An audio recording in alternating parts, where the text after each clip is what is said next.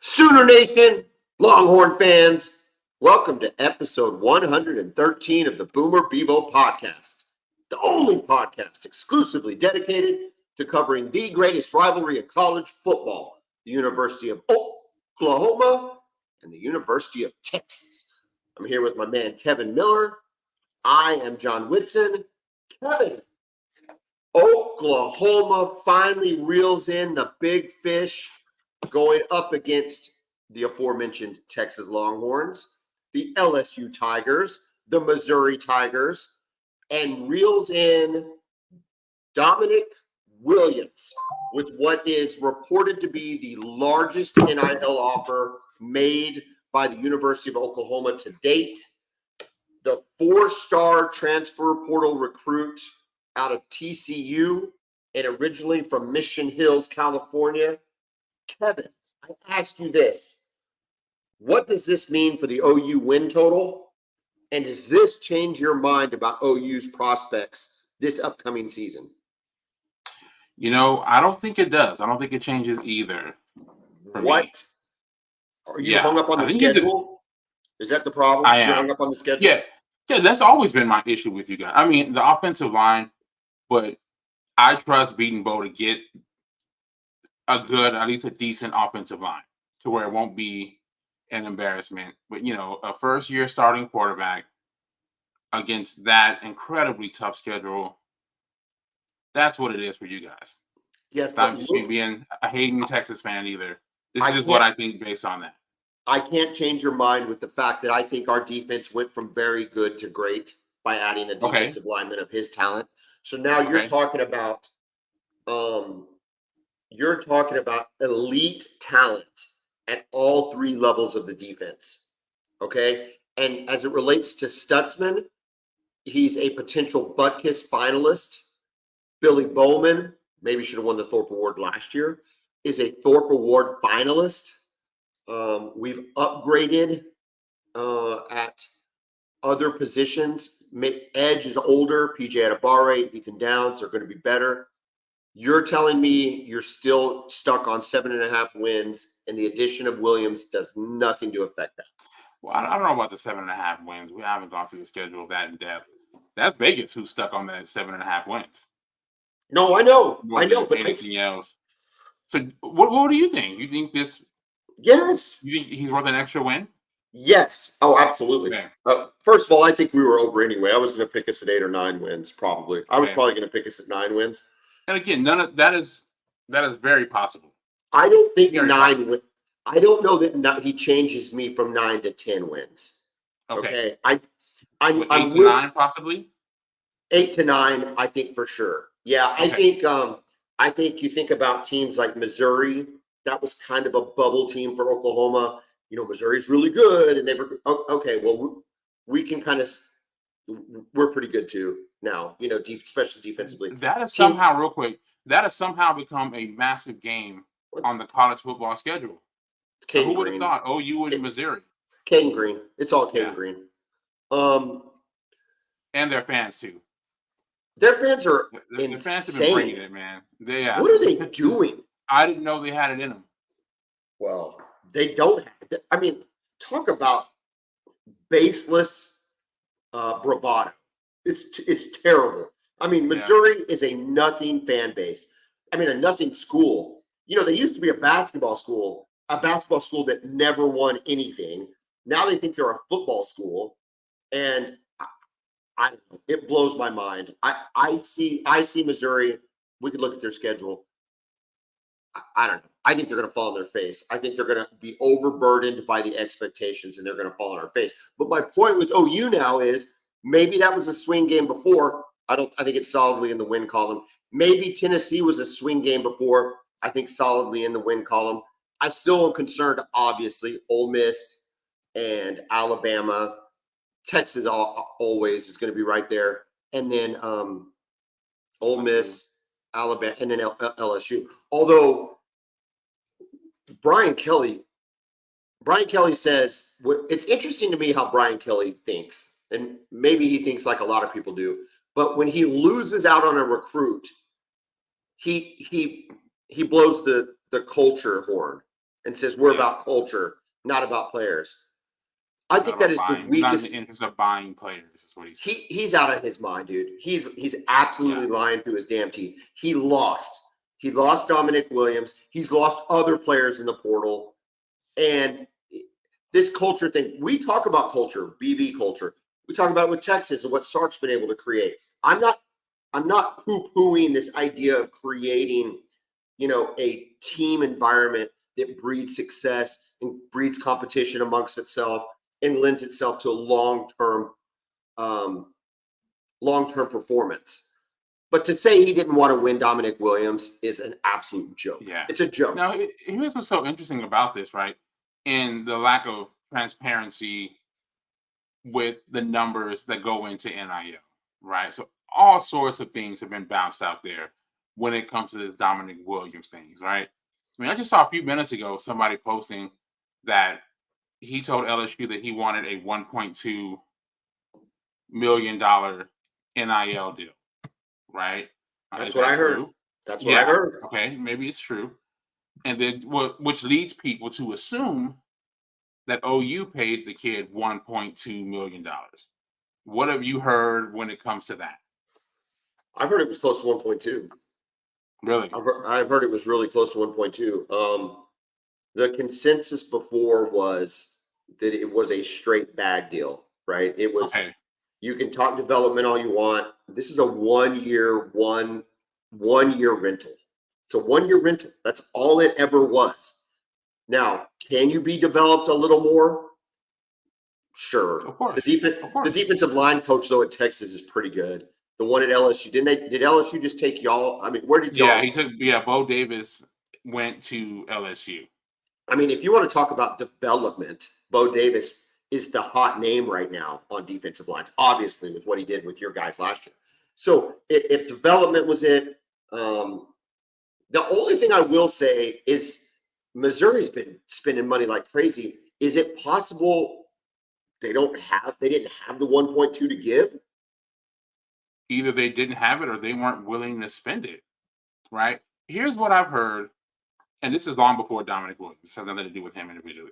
When it comes with Texas and transfer portal guys, I've heard that they're a bit nervous to give portal guys NIL deals that far exceed any member that's on the team already because they feel like it could disturb the locker room a little bit. Okay. I'm not saying it's not worth it. No, but listen, I asked you about that on the podcast a couple weeks ago, and I asked Teddy Lehman when I was on with him on the ref prior to the signing of Damonic Williams that exact question. What would the locker room do if we back the truck up to him? Because that's not been the modus operandi of Brent Venables to this point. Yeah, and he's making more money than just say, I don't know what, again, we don't know what guys are making. It's Stutzman, the highest paid. Billy Bowman. Ethan Downs, right? Jackson Arnold even to a lesser extent. And he said, now to keep in mind, he's like, you have to think of this as the NFL. That's what he said. You have to think, and so I'm going with Teddy Lehman. This is Teddy Lehman's answer, not John Whitson's answer. You have to think of this as the NFL. And he goes, if I'm Danny Stutzman, he goes, and I played in the NFL. He goes, if I'm Danny Stutzman and I got a chance for a guy like that caliber to play in front of me and make me have the opportunity I have this year to capitalize on that opportunity, I'm taking parts of my NIL deal and giving it to him. Okay. He's saying this. Here's the difference, and I think it's a very important difference. Is I don't want to see us necessarily unloading on potential. Okay, whether that's David Stone or Mount McKinley that you guys got or whoever, right? Even you think about the guy who was the guy last year for A&M that was Hicks. I don't. Yeah. Did he even have a good year last year? I don't think so. I think he was kind of fair on the depth chart. And so to unload on potential, I don't know that I'm down with that, right? Yeah. But to unload on Deion Burks, right? Like how that dude was ever at Purdue, and to unload on, I mean, it's like, hey guys, they're the real deal. They're going to help us win. They're going to help your job get better. and you're going to be taken care of financially. It's, you take a look at the process, but at the same time, go prove yourself. Yeah. I think it's tricky though, right? We I'm talked just about curious it. this is all new waters, right? It's uncharted waters for college football. So we just don't know how players are going to react to another player coming in who's making way more money than them, even as if you're a star player. I'm curious to see how that works. Just not with Dominic Williams, but with any player in college football. Well, and who knows, right? Like, did Deion Burks, they unload the truck, or did he just say, "Hey, I want to play at Oklahoma because I know those guys get drafted"? Yeah, it's a different situation with him. He is really upgraded. I mean, again, OU is an upgrade over TCU, but it's just a little bit different when you're a defensive lineman. Here's the thing, though. Texas tried to win Dominic Williams, right? You're not going to purport. Yeah, that's the only thing. That's my original comment about Brian Kelly. Is like, dude, stop it. Don't talk. Don't. Yeah, tell you me didn't about start saying anything like that. And again, from what I've heard, this is prior to us knowing that Dominic Williams is even in the portal. I've just heard that about Texas when it comes to transfer guys. It was the same thing with Walter Nolan, big 5-star kid out of A&M who you just spoke about. He left A&M, entered the portal. I guess it was out there what he was expecting to get from NIL in order to transfer to his next school. And it was out of the range of what Texas was willing to pay, despite his talent. And again, is that a good thing? Is it the right answer? I'm not saying it's right. It's just what it is. And who knows? I mean, what happens if this happens and Oklahoma gets 7 wins, right? Like, was it worth it? Yeah. I don't know. Probably the answer is no. But when you have the talent like this, and I also think that it aids recruiting long term to go ahead and have some wins like this. It's like, oh, they're willing to pay. These guys are serious. Yeah. These guys are serious. They're not messing around. I don't know. I just think there's a lot of factors towards winning this one. Yeah, it was a big win for you guys for sure. Other big wins, we just added Tristan Haynes out of Carl Albert to the 2025 class. Currently, Oklahoma is ranked 4th in the 2025 class. 4 stars. I think a lot of that is just how many recruits we have signed, but still, I'll take 4th. Interesting thing, though, note about this class, and then we'll ask about the Texas class. So Tristan Haynes is out of Carl Albert. He's a 4-star, 6'2", 175 corner, which, if that doesn't sound sexy, I don't know what does. I mean, yeah, you can't go wrong with, the 6'1", 6'2" corners, man. I mean, Texas in the 2000s, I mean, every year we're signing those guys. Yeah, this is like Andre Woolfolk's type stuff for Oklahoma, which has been a very long time since we've seen that, okay? Anyway, 3 Carl Albert players in the 2025 class, okay, including Tristan Haynes, plus the quarterback Sperry, who played there last year at Carl Albert. He's back in Denton, I think. And then Xavier Robinson, who was in the 24 class as a running back. What is Carl Albert got? Yeah, is he going to stay? Go ahead. Well, they always have great players. But I was going to ask about Robinson. So he's full-time going to stay at running back? I know there was some talk about him potentially playing linebacker when he was in high school. I mean, I think he's slated to play running back. The running back room's pretty full. I know he played running back in your spring game. Yeah. Yeah. But I mean, you're talking. I always look at him. I saw him play a couple times, and he played both ways. And I was like, maybe I think he's a linebacker in college, but I mean, he was playing running back in your spring game, so staff must think he's a running back. Sawcheck, Barnes, Caleb Hicks, Taylor Tatum, Robinson. Who am I missing? Yeah, there's a lot of dudes there. But then again, you look at the linebacker core, and I don't think he breaks in. I don't think he sees the field with our linebacker core. At least this is what it's made up right now. Yeah. Anyway, Texas, 26th ranked in the 2025 class. You only have 6 commits. What's going on with Texas? Is there major panic in Austin that you're ranked 26th? No, none whatsoever. There's not even concern yet. Big recruiting days coming up. We got a lot of names in the fire. Big time talented players who were recruiting. So DeCorian Moore, 5-star receiver out of Duncanville, currently committed to LSU, but Texas has been recruiting him heavily. He's visiting all the time. always in Austin. So he's a guy we can really hope to flip. Khalid Lockett, another receiver out of Saxe, Texas. Michael Fasusi, offensive lineman, 5-star kid out of Louisville. I think it's going to be a Texas OU battle, but I think Texas really likes their chances with him. So, yeah, Riley Pettijohn out of McKinney, another really talented linebacker. So we're in for a lot of great players. It's just, I think the summer will really be when this class really gets going for Texas. You listed all Texas players there, which obviously makes state of Texas players, which obviously makes sense. However, are you finding that being in the SEC that you've now got that leg back up on A&M and they can't being the fact that they can't play the we're in the SEC card anymore? I haven't seen it too much yet, but I think we will. I think they've already have some relationships established with some of these guys that they're recruiting now. Right, this is not new. These guys that are in the class of 25 have been recruited for the last 2 or 3 years. So, if they like A&M then, they probably still like A&M now. But I think over the next couple of years is when we'll really see the increase with Texas and maybe a slight decline. The interesting thing, though, is they got a new coaching staff, which always kind of gives you a bit of a boost, right? You get that first-year boost. Venables had a great first-year class. Sark had a great first-year class.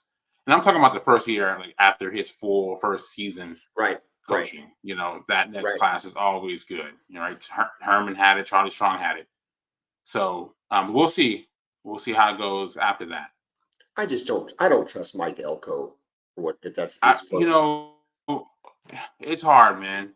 You just never know because there's some guys come out of nowhere and it's like, I don't know, and then they end up being Nick Saban. You just never know. I'm gonna go ahead. This is a hot take. Mike Elko is not going to be Nick Saban. That's just a hot take. You can bookmark I'm not that. arguing with you on that. Bookmark that.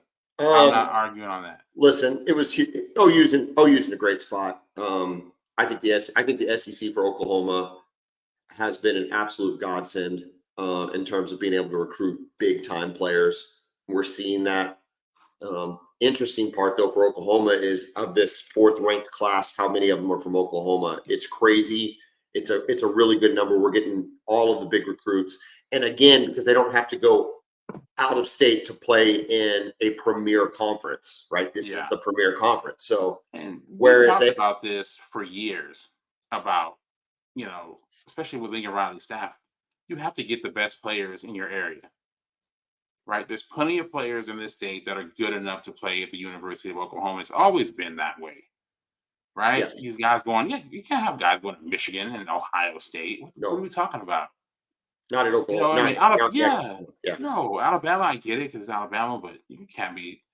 So, it seems like you gotten back into the Tulsa area. Yeah, but I don't even think we're talking about Jacobs. I don't even think they offered that guy. I don't even think they offered. Yeah, I think if they did, it was late. Yeah. So I think they did late. Saban offered them kind of late too, but yeah. We're in on these Oklahoma players early, dude. We're in on these Oklahoma players really, really early, and they like what they're hearing, and it's a win. Now we just got to go do it on the field. Real quick, Kevin, I'm going to change it up on you since we're still talking college football. Let's stay in the college football lane. USA Today, the newspaper, issued their top 25 post-spring practices ranking. So transfer portal has happened. You've seen who your quarterbacks are going to be. This is the top 25 ranking from USA Today. Number 1, any surprise, Georgia Bulldogs? Not at all. Number 2, the Texas Longhorns at number 2. We've talked about this now ad nauseum, and we will continue to talk about this because it's the Boomer Bevo podcast. Is this Texas team, in your mind, okay, forget how they're going to finish, okay? And you've talked about this with Oklahoma, so I'm kind of throwing this question back at you. In terms of the 23 team and what the 24 product will be, which is the better team?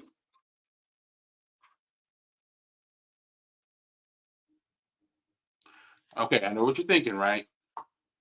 How does a team that loses Xavier Worthy, Jordan Whittington, A.D. Mitchell, Rondre Sweat, Byron Murphy, all these guys, 11 players drafted. Your running back? Jonathan Brooks, correct. Jonathan Brooks. How Half your does the secondary, team? half your secondary to the transfer portal. Whoa, we're not upset about some of that. I'll tell you that right now. Okay. We'd like to have the guys there, but we'll be fine with But yes, that's that. But exactly my again, question. That's exactly yeah, my question. No, you lost 11 guys off a team that went to the playoff. here's what I think. I think, You're ranked number 2. Like, yeah. Now, I tell you, I was a little surprised by the number 2 ranking. I was thinking top 5, maybe top 7. But 2, hey, listen, I like what Sark is building here. My hope is that we're turning into a program that reloads. Right? You lose well, this guys, is and you got guys who are just starving to replace those guys. We've seen this at Alabama. We've seen this at Ohio State. We've seen this at Georgia. Now, I'm not saying we're there yet, but I feel like we're becoming that, or at least we're getting closer to that level, to where we've got guys who are so talented based on the recruiting, who have waited their turn, and they're so eager to hit the field that they'll be able to replace the guys that we lost. Now, are we going to be as good at defensive tackle? It's not possible, right? But at receiver, I'm telling you right now, John, I believe in the guys that we have in that room. I really do. Okay, well, we'll I come really back to believe in those guys. Okay, then let's just answer the receiver question then. Is the receiving room better than is the 24 version better than the 23 version for the Texas receiving room? No, but it's going to be really good. Is the team better? Is 24 going to be better than 23? Forget schedule. Yes. Wow. I mean, I don't know that I have an argument for you. I think my concern for Texas is defensive line. Like, yeah.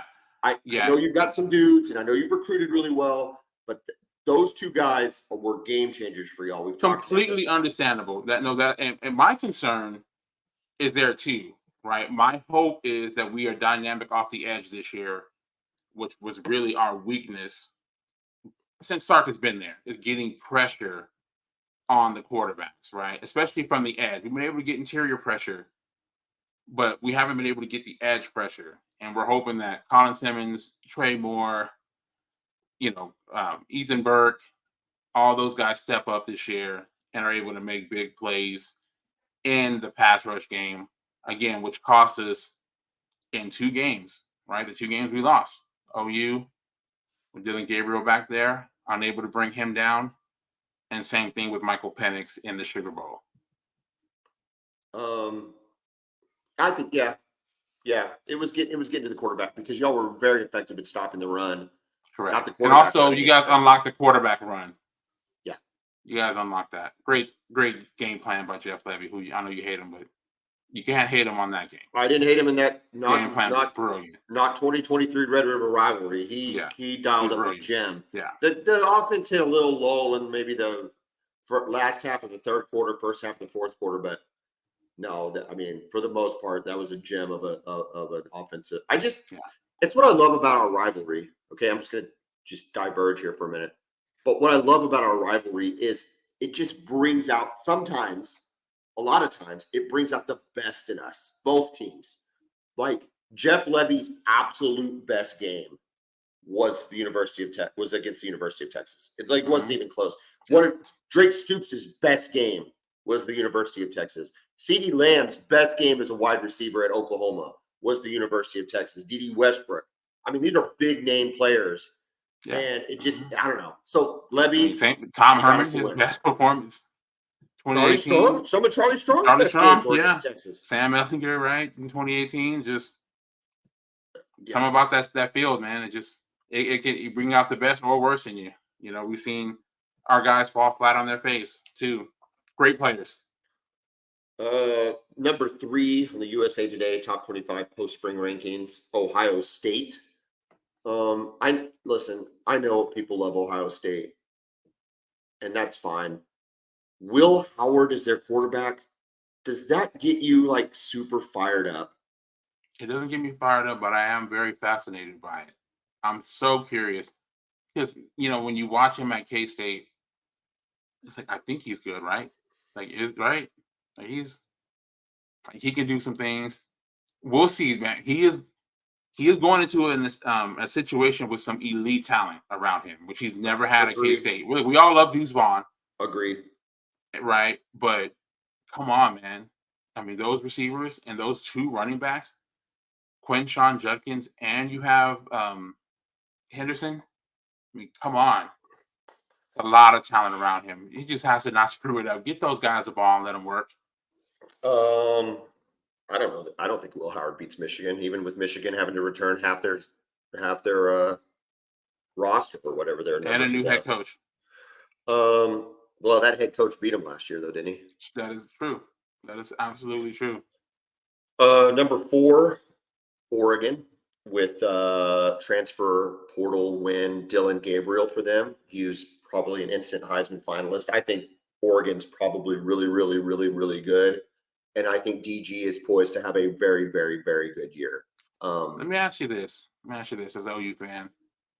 Are you okay with how everything went? With Dylan Gabriel essentially being told, hey, this is going to be your last year. We're handing the thing over to Jackson Arnold, regardless of what happens with Oregon. If, say, Oregon ends up, competing for a national title and hypothetically Jackson Arnold struggles, are you still going to be okay with the fact that this happened, or are you going to be having regrets that you guys didn't keep Dylan Gabriel for one more year?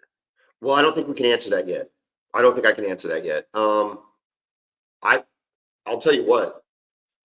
We just talked about Damonic Williams having that level of defense now, which I think that one player can make, and obviously Stutzman and Bowman Stain,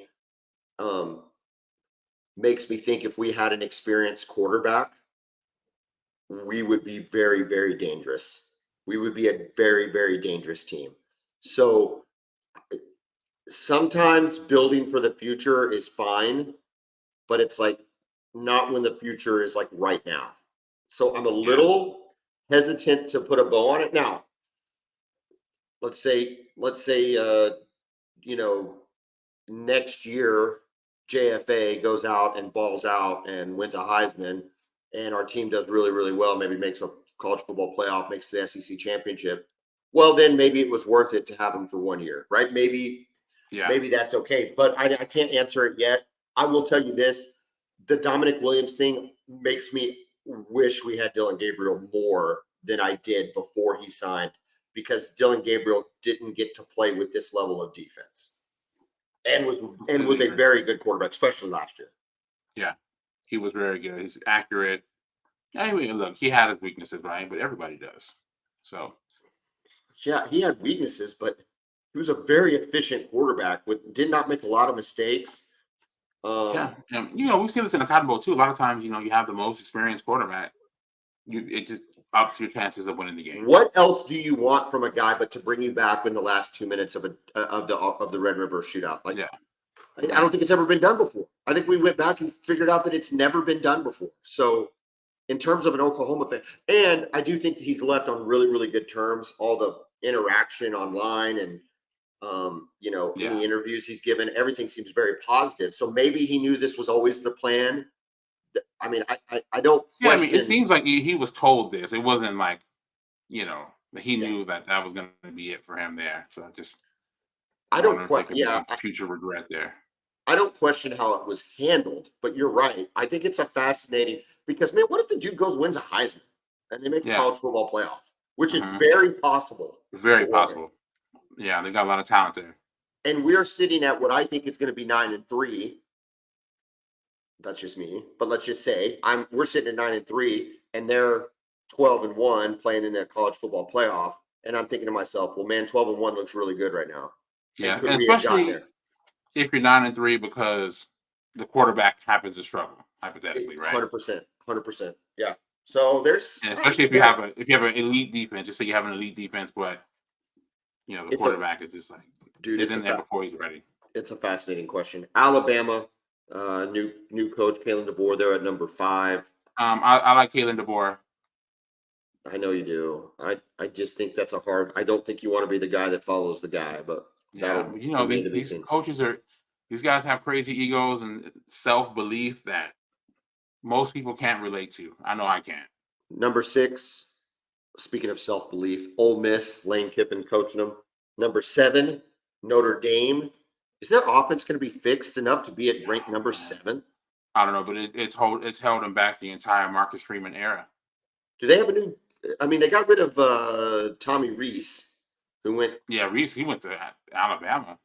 So they don't have Tommy Reese anymore. Which I wonder if Tommy Reese is responsible for that 4th down play call. They didn't have him last year, and they were still terrible. Correct. All They right. can't figure it out. They have to. It's literally holding their program back. Okay, you've heard the top 6, 7 teams. You want to guess who number 8 is?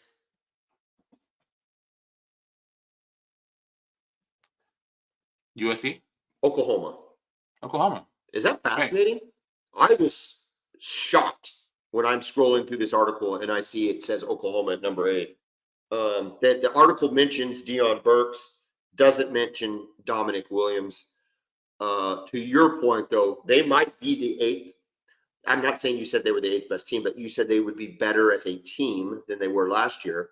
They might be the 8th best team in the country, but let this sink in, which we know, this is no surprise what I'm about to say. We play the number 2 ranked team, number 5 ranked team, number 6 ranked team, number 9, number 13, and number 17. What Murderer's a freaking row. gauntlet. That is a gauntlet, bro. Row. Yeah. I mean, I thought you guys had one of the easiest schedules in recent history last year, and you want to talk about a total flip-flop. It is insane. When that schedule got released, I'm like, whoa, who did y'all piss off? Everybody. The football gods, the SEC gods. I don't know. Number 9, Missouri. Hope they fall on their face. Number 10, and we won't go through the whole top 25, but I got some highlights. Number 10 is Clemson. Here's a quiz for you. 2-question quiz. How many transfer portal signees did Dabo Swinney have this year? And how many total transfer portal signees has he had since 2019? Oh, man. I mean, that number is going to be very low. Very low. I mean, is it even above 0? For this year, it was 0. Good guess. Okay. I'm going to give you that one. Since 2019, when the official transfer portal came into play, I guess that's the number they're going off of. 2019 transfer portal signees. Say 3. What? Dude, you're like Nostradamus, dude. I don't even understand you sometimes.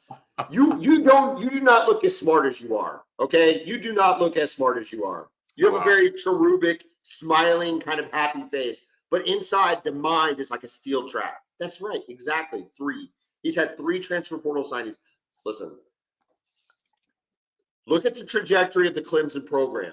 Okay. Correct. And look at them continuing to decline year after year after year after year. And you can point at one very strategic factor, the transfer portal. Yes. Like, I get it, Dabo. It sucks. Nobody likes it. I don't like NIL. I don't like the transfer portal. I don't like the transfer rules. I don't like any of it. You're pro player. There's a lot of things you like about it, but you admit it's flawed. I don't love it. No, yeah, it is completely flawed. Oh my God, you got to play the game. This is called football. You play or get played, man. Come on. You don't. What's the old line, right? I don't hate the player, hate the game. The game sucks right now, but yeah, but it's the game. So you play or get played. Step on and step off. Look. I'm always talking about Oklahoma. Let's talk about Texas for a minute. Texas is how you play the transfer portal. Yes. Like you got. You know what? We need AD Mitchell. Like, we're going to go get AD Mitchell. We're going to go get Isaiah Bond. We're going to go get dudes that are going to make us better in the places that we need to be better. Now, do you want to build a roster from the transfer portal? Ask Lincoln Riley. No. No. Yeah, exactly. You want to build your roster with high school. You want to enhance it with the portal. You think about that. You have to. You got Dylan Gabriel. You're starting quarterback. Quinn Ewers. What are we talking about here? You have to do it. I don't understand. Yes. Like, I get being a grumpy old man. I get it. It's fine. But man, if I'm a Clemson fan, I'm like, I'm concerned. You can't get 4 or 5 transfer dudes. Yes, they're this close. They won 10 games last year still. Dude, they were approaching blue blood status. The Yes. most elite club in college sports is an NCAA football blue blood. And they were like knocking on the door. And since It's like you can recruit on that. You can recruit on that name. Yes. It blows my mind. It blows my mind. And if you don't want to play the NIL deal, all the better to go build up in the portal then. Like it just. Yeah. I don't come on, man. Besides, and also, their quarterback, kid out of Austin. I can't think of his name right now. He's a 5-star guy, and I still don't know if he's good. It's gonna be his 3rd year. I have no idea if he's good. Dude, look at Ukulele out at Oregon State, man. Yeah. All that dude was go make plays that he never made at Clemson. Yeah. It is. But now he's at Florida State, by the way. Oh, is he really? Yeah. Well, that's fascinating. Because the Oregon State coach left to be the and head coach at Michigan State. So they fell out of they're not in whatever conference are they in? Are they playing? That's a good question. Are they playing WAC? WAC? That is a good question. I literally have no idea what Mountain West. Are they in the Mountain West? I don't even know. Yeah, good question. Hey, I'll tell you what, they're not on the list, so it doesn't really matter. After a good season last year, by the way. Just 4 more teams we're going to talk about here real quick before we talk some NBA. The Michigan Wolverines are at number 11. You have to go there, Kevin, and face the Sharon Moore-led Michigan Wolverines. Number 13, LSU, where the coach is trying to build a culture there, which I just think is hilarious. Tennessee at 17, and then the aforementioned USC Trojans at 22. That's so overranked. That's so overhyped. You're losing the best college football player in the last 10 years. Probably 5 or so at least. Yeah. Okay. That's fine. He's really good. Who would be really better? Good. Who would be better than him? Who's the recent Heisman Trophy winner? I mean, Burrow, maybe. I get Burrow had one really good year, but I mean, Caleb Williams was pretty good for 2.5 years. Anyway, You're losing a giant, okay? And you went 7-5, and you didn't have a good recruiting class, and you haven't had a killer transfer portal, and you're going in a harder conference. There's no way they're the 22nd ranked team in the country. It's just impossible. I have my doubts. Hey, but it's good for them to not have the pressure of expectation on them this year. I just don't know what that roster is going to look like. And I know how you feel about Lincoln Riley. And a lot of it's true, right? But the biggest surprise for me is the lack of recruiting success. I thought he was going to go and try to get Southern California back on lock like Pete Carroll did in the 2000s. And it just hasn't happened. Listen to this schedule, okay? Listen to this schedule. Do you know who USC opens up against? I don't. LSU. Wonderful. Oh, is that one in Vegas, right? I think so. They play Utah State on the 7th of September. Michigan, we just talked about them at number 11. Wisconsin, week 3. So Michigan plays Texas and then USC back-to-back weeks. How about that? Week 4, technically, the 21st. Okay. The 21st. USC's 3rd game, but it looks like they have a bye. Then you play Wisconsin. If there was ever a team designed to just destroy, I mean, if that's not Utah that they're having to play, I don't know who is. They'll probably beat Minnesota. Then they play Penn State. They ain't beating Penn State. Where's that game at? SC. Okay. In front of what? 15,000 fans. You know what are we talking about? They'll get a few more than that. Maryland and Rutgers, and then Washington. They lose to Washington. Nebraska. People are high on Nebraska. Dylan Raiola might be their quarterback. We'll see. UCLA and Notre Dame. Look, dude, they're going to be lucky to get 8. They will be lucky to get 8 wins. Yeah, that's really tough, man. And I mean, do we know who the quarterback is? Is it the Miller Moss kid? I know who he's not. Not Caleb Williams. Yeah. So they got to get that defense right. I mean, really, we all know they're going to be able to put up points. But they got to get that defense right. I mean, it was laughable how bad they were. I know you hated some of the defenses that the Grinch had at OU. He didn't have nothing that ever came close to being as bad as what they put on the field at USC this year. You know why, right? One player, Kenneth Murray. He doesn't have Kenneth Murray, and those defenses are as bad. They're as historically bad as there's ever been. Kenneth Murray saved at least one season. You know, the Kyler Murray You had a season. couple years after him. We were without very Kenneth good, Murray. dude. We also had Caleb Williams. Yeah. And we But darn even near if lost you to want to listen to Kansas. that- We darn near lost to Kansas before Kansas was good. Yeah, I know. Can you imagine that? Kansas was this close to beating Texas and Oklahoma in the same season. Well, they should have beat us. It took a miracle play. It was a miracle play. Our sponsor is Brown O'Haver. It's tornado season. They've been hitting all over the state of Oklahoma. Barnesdale and Bartlesville got hit earlier last week. If you've been struck by a tornado, had a fire, if you've had to file an insurance claim on your property, call Brown O'Haver, 405-735-5510. Public insurance adjusters working for you, not the insurance company. Tornado claims suck. Really, all insurance claims suck. Brown O'Haver's job is to make them suck a little less and to make you more money. Clients typically get 30 to 40% more than they get on their own. So if you're struggling with a insurance claim, call Brown O'Haver, 405-735-5510. Kevin, you were in downtown OKC last night for game 1 of Oklahoma City, Dallas. A convincing win. The media is playing up Luka Doncic's knee as if that's the only reason they got beat by 20 plus points. Kevin, how good is the Thunder, and how much of this loss can be put on the knee of Luka?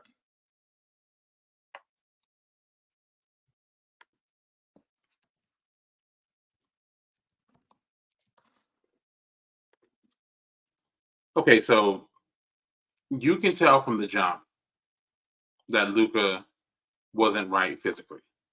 You can tell.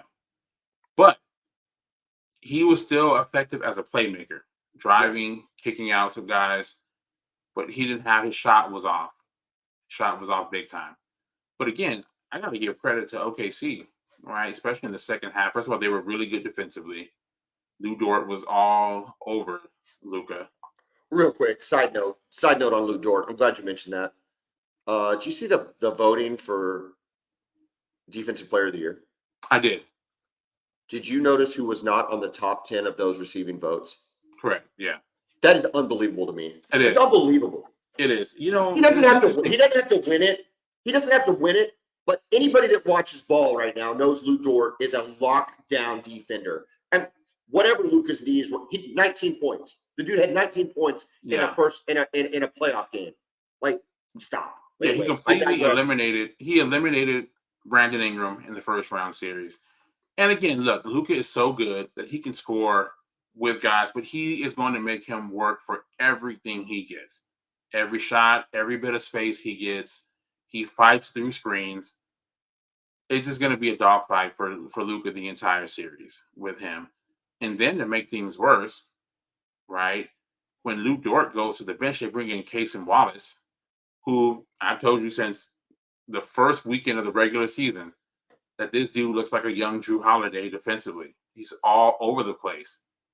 And remember, head coach Mark Daigneault said this was after 1 week of the season that he's like, we trust Casey Wallace on anyone. This is a rookie point guard that we're talking about. We trust him defensively on anyone. And add the fact that his three-pointer is starting to fall. Yes, correct. That is, it's talk about, I mean, they're the best three-point shooting team in the league. It's not talked about enough. If I hear the fact that they can't rebound one more time, they out-rebounded the Mavericks last night, 52-39. And yet, well, the analytics say the rebounding, okay, maybe they don't rebound as much because they make more shots than anybody else. That's a big part of it. Like, I don't understand why this keeps having to be the fallback, but it is. And we've seen moments, right? I've been to games this year where they kind of got beat up on the glass a little bit. It's an 82-game schedule, Kevin. Correct. And they're able to overcome their other ways that they've been doing, other things that they've been doing to overcome their lack of multiple big guys at the rim, right? And Chet Holmgren, first of all, this dude is incredible. My heart belongs to the San Antonio Spurs and how I feel Yes. about Victor Yes. Wembanyama. He's an absolute alien. I think if he stays healthy, he's going to be one of the greatest players of all time. But Chet Holmgren is amazing. This guy's going to be multiple times All NBA. He's going to be an annual All Star. He's going to have an incredible career. To see this guy as a rookie, what he can do at 7'1", handling the ball, passing the ball, shooting the ball, playing in the post. He can literally do everything that you would ever dream a big man can do.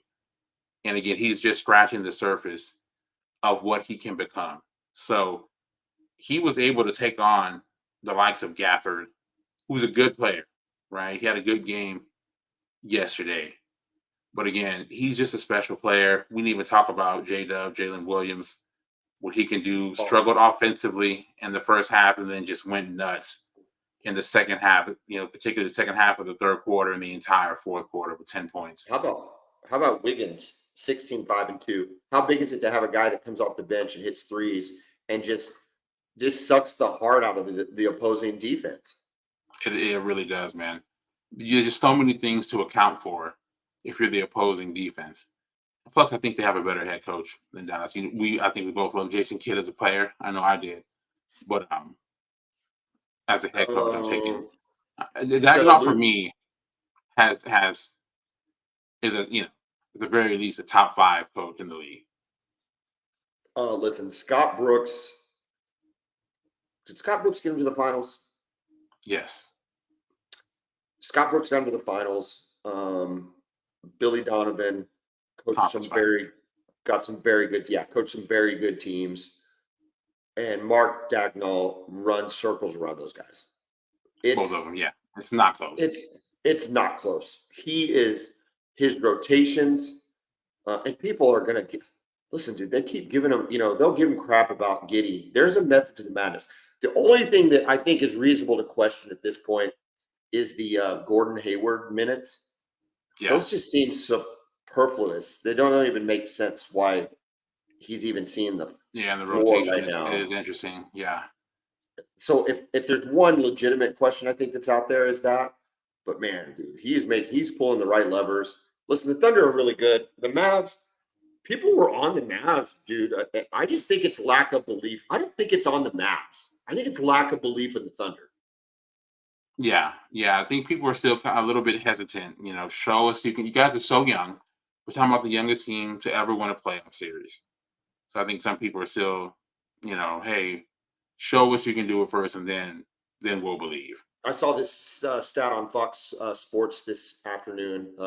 Youngest, let's see, you got transfer portal numbers for Dabo Swinney right on. Can you make a guess on the youngest team to ever win an NBA championship? I can give it I'll give you a clue.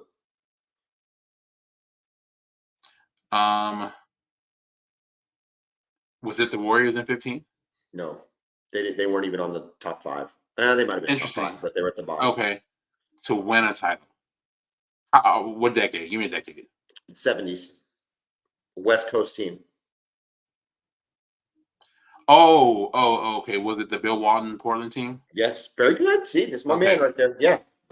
They're by far, and I think like 3 or 4 was the Lakers, the 1980 Lakers. Okay, which I also think is an outlier, though, right? I mean, you had Kareem. Yeah, and I mean the rookie point guard was not your average rookie. No, right? We're talking about top 5 player of all time. Only possibly the greatest point guard to ever play the game. So, but anyway, all right, we might come back to some Thunder, but real quick, the T-Wolves are taking it to the Nuggets. Shocked by this, especially when Rudy Gobert was out on game 2. Those games aren't even close. Do you attribute it all to officiating? That the T-Wolves are just able to just physically manhandle the Nuggets? And if so, how can the Nuggets not respond to this? It just seems odd. Yeah, it just seems to be, at least so far, it's just a matchup that they can't handle. They're swarming them, right? And if you look at their roster, the length that they have, 1 through 5. Even without Gobert. Even without Gobert, though. Bring in Naz Reid, no problem. right? You look at Anthony Edwards, who we'll come back to him. I'm talking just from a defensive lane, He's so good. right? He's 6'4" with long arms, right? And Jaden McDaniels is one of the best defensive players in the league, you know. And then Carl Anthony Towns, you got the 2 7-footers out there. This is just a really long team, and I love their mentality, right? They're attacking Denver. Yes. They're not gonna let this. Hey, we don't care that you won the title last year. We don't care that you have the now 3-time MVP. We're going to attack you, and we're gonna dictate the way this series is being played. And I love it. Jamal Murray, are you okay with a fine over a suspension for throwing stuff at the ref? Man, you know what? I don't care. I'm okay with him not getting suspended. Now, if they would have ejected him from the game, I would have been okay with that. Yeah. Well, I I heard somebody today that was it might have been like Colin Cowherd. I was watching for whatever reason. I was watching a lot of Fox Sports today. But the thought was, hey, you're down 0-2. It does nothing for the playoffs to pull out Jamal Murray. Like that is not what anybody wants to see. Yeah. However, you now have an in-season tournament next year. Like suspend him for that, or suspend him for a couple games in the in-season tournament. Yeah. To find a dude $100,000 in the NBA is like, that's not even a slap on the wrist. That's a kiss on the forehead. Like it's correct. Yeah, so, I think he should have got ejected from the game. And the head coach. Have you ever seen a head coach first of all, come off of the sideline, get onto the court? I mean, he's basically under the basket. Oh no, you got to in the referee's face. And he didn't even get a technical foul. It's ridiculous. Yeah, you got to team up. I couldn't believe that. Maybe the ref was so shocked he just started arguing back with him. It's officiating 101. If they're going to run up on you, it's a technical foul. Yeah, and send it back and then you'll talk to him. But and not just run up on him. He ran on the court. Like he ran. It's not even like he's on the sideline, took a few steps towards him. How much? Listen, dude, you probably watched more of that game than I do. How much of the Nuggets have legitimate gripes on the officiating, and how much is it they're just not prepared? They're not prepared to play this level. I don't think they're prepared. Yeah, I mean, there've been a couple missed calls, but nothing that I think would turn the tide of the game so far. Especially in a game you lose by. That was game 2, what 25? Listen, I think the Thunder are going to beat the Mavs. I don't want to jinx this at all, but I think that I didn't see anything from Dallas that made me think that there was going to be a different outcome. It's the same thing with the Timberwolves. A Thunder Timberwolves. Oh my God, what a series! I'll tell you, the NBA is probably not fired up about two small market teams going head to head. Like with basketball fanatics, they're all over it, man. If you love basketball, you will absolutely love that series. Man, what a series it would be. Switching to the Eastern Conference really quick. Celtics are up 1-0 on the Cavs. Is Jason Tatum like the most disappointing superstar in the league? Like just year in and year out. It's hard for me to say. I love the guy, man. I love his game. I love him too, but is he that dude? Like I think he's a notch below the Jokic, Shea, Luka. That top, Luka level, right? Because I think those are the top 3 guys right now. He's the next tier below that for me. He's got all the potential in the world. His game is so good, and I mean he's just a great basketball player. But man, you can't just go out and score 19. And then he was really underwhelming in the first round too. And then he comes up. He's come up short before in other playoff series. I don't know, man. It's just. I want him to be a good player. Like I want him to be a superstar. But we want him to be, we want him to be a top 5 guy in the league. And he's not. He's not. No. And we love the guy. I think we both really, really like him. What he's about. I'll tell you who's making a run at being a top 5 guy is Jalen Brunson. I don't know if he is a top 5 guy. We talked about They're up 1-0. He's the most unlikely superstar in the league. Oh, let's see. I'll tell you, they are down. As we're talking nice about them, they're down 75-64. So they're losing 75. It's a playoff game. You're playing against a good team. Yeah, Tyrese Halliburton. And we've seen them come back. They probably should have lost game 1. Other NBA news: Nikola Jokic wins the MVP. This is another example of what happens when they name the MVP in the second round of the NBA playoffs. It just causes people to shake their head. Yeah. And we've seen it before. We saw it with Jordan a couple times where Jordan was averaging a triple-double in the playoffs, and they announced Charles Barkley winning it or something like that. It's just nuts. Yeah, it's like, I was on Twitter and somebody was talking about guys who should have won more than they actually did.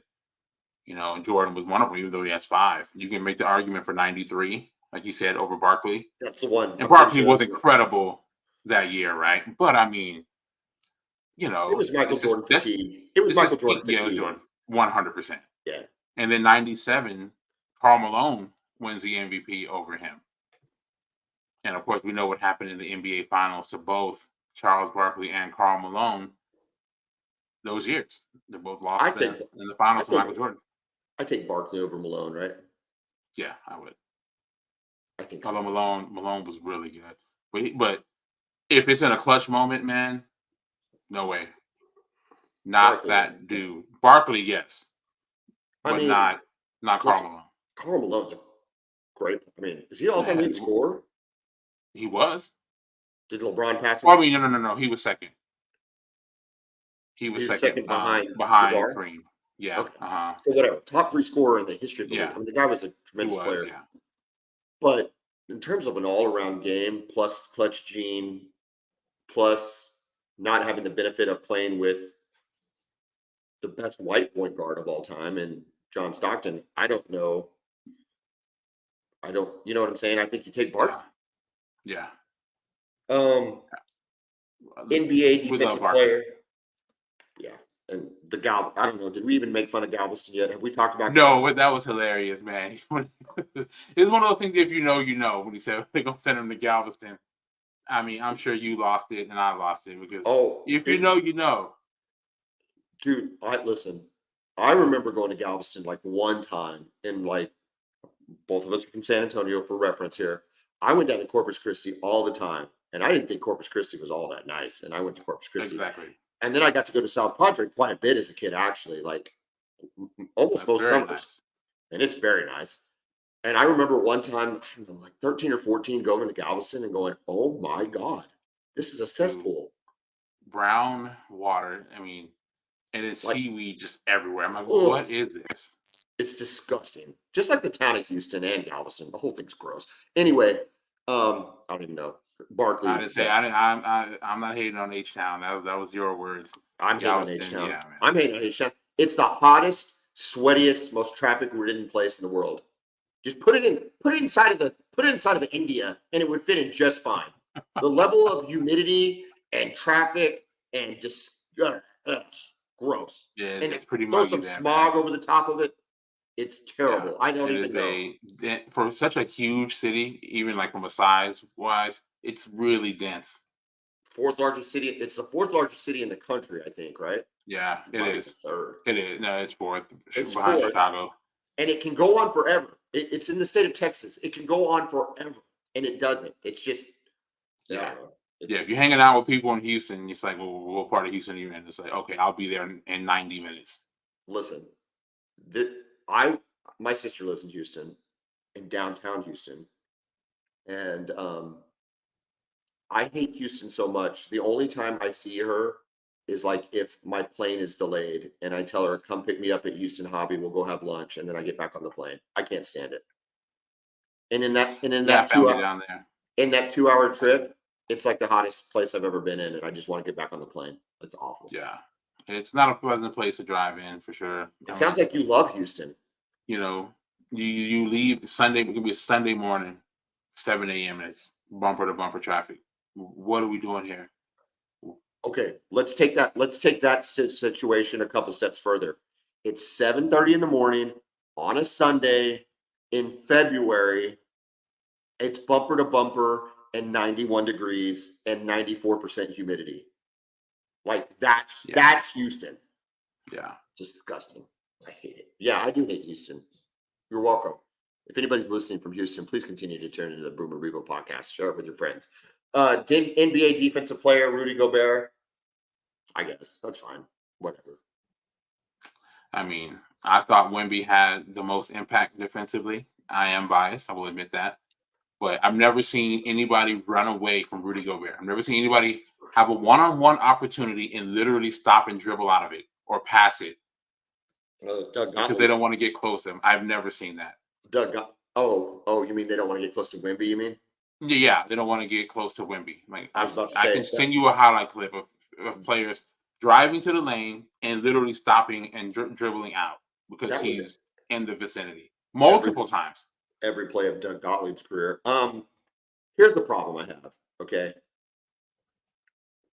I'm a Spurs fan. You know this. We can go back. I'm as good at 90s Spurs trivia as anybody out there in the world. Like, I love the Spurs. Go Spurs, go. Like the whole deal. When the Thunder beat them back in the playoffs in that sweep or whatever it was, The reverse sweep. That one hurt, man. I was butthurt. Like, I didn't know what to feel. I was so conflicted. Okay. I'm a Spurs fan.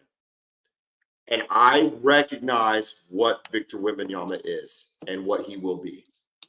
Okay? I get it. But can we at least say the record prior to Victor was really, really, really, really bad, and the record with Victor Wembanyama was really, really, really, really bad. Yeah, the team was horrible. Horrible. I get it, but we've talked about this, but can't you just give me like a win total, like one win over performance of the previous year? Kevin, as good as he was defensively, as good as he is offensively, they're still like 22-60, and they were 22-60 last year. Yeah. It blows. I got to put the brakes on it a little bit. Like when you said, now, should he have won defense player there? Maybe, but he didn't stop very many people because they only won 22 games. Yeah. Well, how many times did you watch the Spurs play this year? I know, dude. Listen, I know. No. I'm just asking. Like, seriously. A handful of times against the Thunder, and just a handful of times. Enough to look at him and go, my God, this guy's a freak. But yes, you're fair point. Well, my thing is, because here's what we compare him to, right? I think as Spurs fans, I compare him to Tim Duncan and David Robinson, right? Our other number one picks. But man, Tim Duncan walked into a better situation. At least he had a point guard. Tim Duncan had David Robinson. Right? But who did Exactly. David Robinson have, though? What year was that? Sean Elliott and Willie Anderson. Willie Anderson was. Was it 1990? Let me look at what was his very first year? He's 50 years old. Can you believe that? And they went 50. No, he's 50 years I saw old. him. Man, dude, he's so good looking. 1989-90 Spurs. Let's see. For y'all that are still listening, thank you for staying with us. This is what Kevin and I do, is we go down Spurs trivia. Let's see if we can get the roster to pull up. It's pulling up. Come on. And of course, we love David Robinson, man. Great dude. Obviously a great player. Can you imagine him playing in today's game?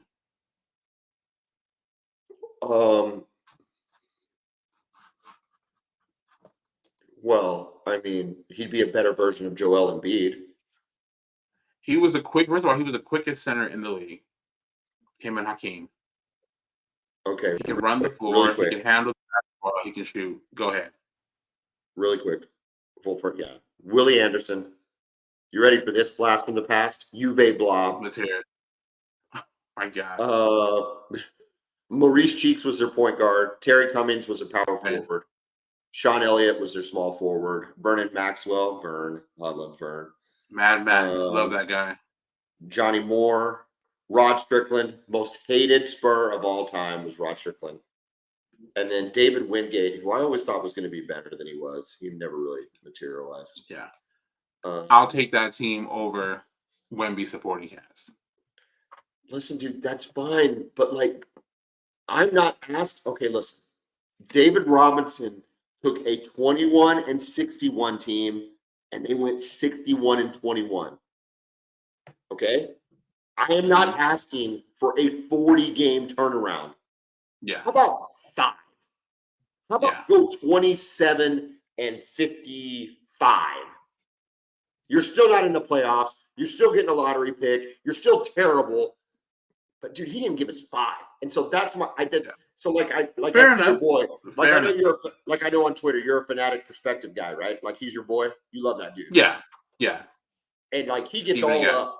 He gets all up on Victor. And I get it, but even I was like, All I'm saying is every time I see him play, I see something I've never seen before. yes, an Just amazing literally player, never. and able to convert it into wins. Listen, he wants to win and he will win. You got to get some guys around him. And listen, he doesn't need other Hall of Famers on the team. Give him that 91 Spurs team, right? Give him something like that. Minus Rod Strickland. And watch him get to the playoffs. I'm sure I've said this. My dad used to cuss Rod Strickland. You're a few years older than me, so my memories of Rod Strickland are not as bad as yours are. Oh my God! What series did we lose to the Blazers? Yeah, Portland. Was that 93? Was it 93? Yeah. He threw it over the top of his head. Threw it out of bounds. Was that 93? What year was it with the Suns? What year was that? That might have been 92. Yeah. That might have been. It might have been 91. Like anyway, he throws it over his head back. It might have been the 92 Trailblazers that played or the whichever Trailblazer team played that was 92. Bulls. Yeah, it might have been that one. Portland. Yeah, we're up. It's game 5 at Portland, and he throws it over his head behind the not looking, throws it back right out of bounds to nobody. Yeah, just nobody there. What idiot! It's like not a good time to go Harlem Globetrotters. My dad said, as long as Rod Strickland plays for the Spurs, they're never winning anything. Didn't they end up shipping him to Portland? Yeah, I didn't play in Portland. And all I can think of, man, is like, I don't know what my dad will do if Rod Strickland ever wins a championship. Like, yeah, for real. Yeah, what an interesting guy. Those were interesting Spurs teams back then, right? Yeah, they were. But listen, I mean, the battles that okay, back to David Robinson real quick. And we've gone a little long, but this is what we do on this podcast. Back to David Robinson. Better version of Joel Embiid is my guess. You know, Joel Embiid refuses to go down on the block. Like he refuses. He's got a great outside shooting game, and he's very athletic and stuff. But David Robinson would go down and bang. Correct. And here's the thing about Joel Embiid. Everybody who plays against him loves when he's shooting threes. They love it. But inside, there's not a team in the league that can handle him in the paint. Who? Joel Embiid. Yeah, but he doesn't like to play there. Yeah, but he won't do it. So what difference does it make? Yeah. Yeah. So what difference does it make? He refuses to do it. Robinson would bang. Would bang. And he had to bang, man. This is Hakeem Olajuwon. Listen, Olajuwon probably got the best of him. I think that's probably fair to say most of the time. But Olajuwon's top 10 player. Top player of all time. Yeah. But he still had to bang against them, and then he would bang against those big centers out there in Utah. Yeah, Mutombo, Patrick Ewing, Shaq, all of them. Dude. But he was a great shooter, and he just never got the opportunity to shoot because guys like that didn't shoot back then. He would shoot that mid-range game, but now he'd be a three-point shooter. In addition to everything else he can do. And remember how quick he was with the ball in his hands and his passing ability. I just remember back thinking how good he was on the fast break. God, he could fill the lane. He could fill the lane on the fast break better than any center, maybe ever. Yeah. He was so good on the fast break. Listen, David Robinson was fantastic. He was fantastic. And top 50 player of all time. But to your point on Tim Duncan. Yes, Tim Duncan got the whatever you want to call it, benefit of a hurt David Robinson in 1990. Yeah, the perennial playoff team that he walked into. Yeah, he gets that. So that to me is not as but man, Robinson, dude, you know whose record he broke in terms of turnaround single season turnaround? Larry Bird. Pretty good player. Yeah, Larry Bird. Not bad at all. Larry Bird. Again, another really good player that gets some wins. Now the league's changed. I don't know that it's as centric as stuff like that, but I need Victor to give me some wins, bro. Give me some wins. Yeah, it's coming. I'm telling you. Kevin, any closing thoughts on your Oklahoma Thunder or any NBA stuff before we close up for the night? Just how amazing the playoffs have been, just how much fun this has been, and with this Thunder team being ahead of schedule, right? I think we all thought that they were going to be good, but they're better than I even thought. And I'm someone who, put some time into previewing these teams and the players. And, Jeffrey, your son, and I picked, we made our picks for the NBA season. I think he might have had the Thunder fourth. I think I had him fourth or fifth. And for them to finish with the number one seed in the Western Conference and a loaded Western Conference, mind you, it's just been really cool to see, man. And I think they're potentially on the verge of becoming a dynasty, right? I don't want to give them too many expectations, but if you look at all the capital they have, they've got a ton of draft picks that they can use to trade for players, and they continue to develop the guys that they have. Well, so they can literally do whatever they want in the offseason. Well, that's a fascinating topic right there, and that's going to push us even longer because everybody wants us to trade for a player. Everybody wants us to get KD like a week ago, or now I even saw Kevin or Devin Booker. Maybe would he want to get traded to the Thunder? Like all this stuff. I don't know that you need to have that player right now. Yeah. I don't know that player that they're talking about is what pushes. It hasn't pushed anybody else over the edge. It didn't push. Yeah. It didn't push Denver. I mean, or I don't think it's KD or Devin Booker. I mean, do you really need a star right now that's going to be ball dominant? I don't think that's what they need to get over the edge. I mean, I like Devin Booker, but I don't think the Thunder. I like Devin Booker too. I like Devin Booker too, but I don't think you need a ball dominant because star. You already have a ball dominant star. You want to get a backup center? That's fine. Like another big body at center? No, you don't. Yes, that's what you need. That's what you need. Somebody who can roam around defensively, get and just crash the glass. Yeah. Like a Nick Claxton or somebody like that. That has 6 fouls to give. Somebody like that. That has 6 fouls to give. Like you got 6 fouls. And we'll get you. It can get you 10 rebounds a game. Yeah. Do we get us 10 rebounds? Do we need that? Block a couple shots. Yeah, I think. But I don't know that you have to come around even more defensively. That's scary.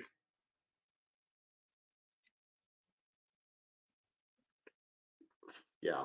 Well, it's legitimate when Chet roams around defensively.